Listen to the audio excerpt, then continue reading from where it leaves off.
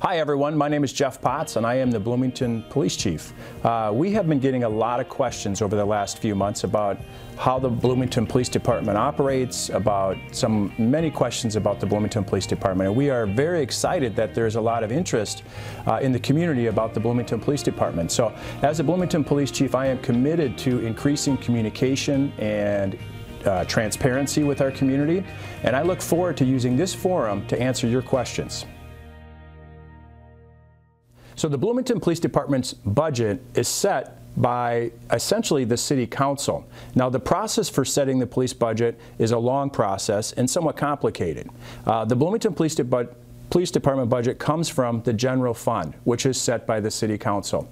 Most city departments are funded from the general fund. Now the funds from the general fund come from your property taxes, both the residential property taxes and commercial property taxes, and even rental property taxes, all pay property taxes, and those are what fund the general fund. The police department goes through a process to set its annual budget. It takes nearly a year. We work with the city manager, the rest of the executive leadership team to set that. The priorities that go into that are our population size, the number of crimes that are occurring, and any other kind of unique situations that arise during the year. At the end of the year, typically in December, the City Council adopts the general fund, and the police department's budget comes from those funds. Another primary factor in the police department budget is a number of staffing that we have. Currently we are authorized for 123 full-time officers and another 35 non-sworn officers. We also currently have a grant to increase our authorized strength by one officer where he works exclusively on DWI enforcement. So total we have 124 officers and about 35 non-sworn officers included in our budget. We take training very seriously at the Bloomington Police Department. When we hire a police officer, their first 6 weeks are spent in an academy where we teach them about use of force, about our policies, implicit bias, procedural justice, very important topics that take 6 weeks of time.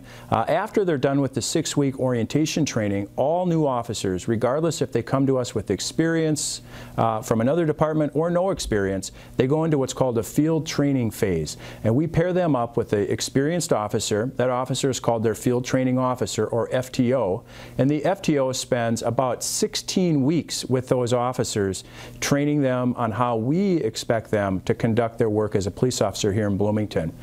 They usually rotate between 3 and 4 field training officers, so they get a little bit of variety in the style and the different strengths of our officers, but it takes 16 weeks of training before we will then let that officer go out and do solo patrol. Throughout that time, they're being closely monitored by a supervisor. Our field training program has a supervisor that oversees that program, along with our patrol commanders, both day and night, who are closely monitoring the progress and the abilities of those new officers. So only when we feel comfortable and the officer feels comfortable will they go out and do solo patrol work here in the city of Bloomington.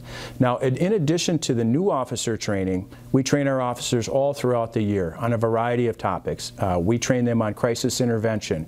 We train them on the appropriate use of force. We train them on how to appropriately use their firearm.